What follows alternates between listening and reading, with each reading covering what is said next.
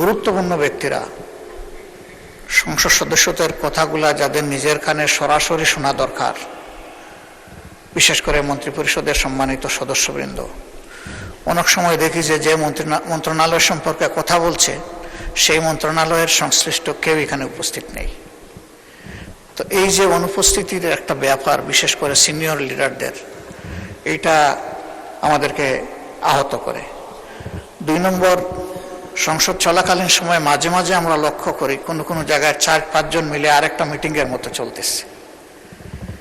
একদিকে সংসদে গুরুত্বপূর্ণ আলোচনা হচ্ছে, আপনি নিজে অ্যাটেনশন দিচ্ছেন, আমরা বুঝার শোনার চেষ্টা করতেছি, আবার ওইদিকে এগুলোও চলতেছে। এগুলাতে সংসদের ডিসেন্সি যেমন নষ্ট হয়, তেমনি আমরা যারা সংসদকে অনুসরণ করার চেষ্টা করি আমাদের মনোযোগও নষ্ট হয়। এই বিষয়ে আপনি কিছু বলবেন কিনা, কোনো উদ্যোগ নেবেন কিনা? ধন্যবাদ মাননীয় স্পিকার।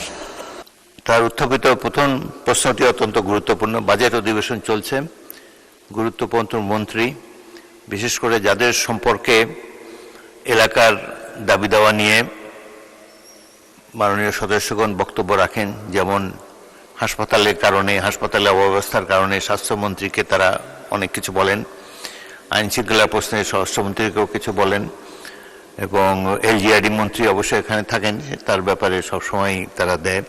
তবে কালকে এই প্রশ্নটি আলোচিত হয়েছিল এবং মাননীয় চিফ হুইপ বলেছিলেন যে তারা রাষ্ট্রীয় কাজে ব্যস্ত। তো যাই হোক, আমি আবারও আজকে তাগিদ দিলাম, কোনো রাষ্ট্রীয় কাজ সংসদ অধিবেশনের চাইতে বেশি গুরুত্বপূর্ণ নয়। সকল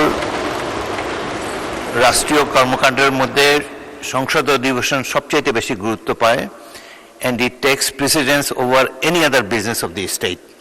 সুতরাং আপনি মাননীয় মন্ত্রীদেরকে বলবেন তারা যেন সংসদে যথাসময়ে আসেন, সংসদ সদস্যদের যেসব বক্তব্যে তাদের মন্ত্রণালয় সম্পর্কিত কথা তারা বলেন সেগুলোর ব্যাপারে তারা অন্তত শুনবেন এবং যদি সম্ভব হয় তার প্রতিকার করার চেষ্টা করবেন।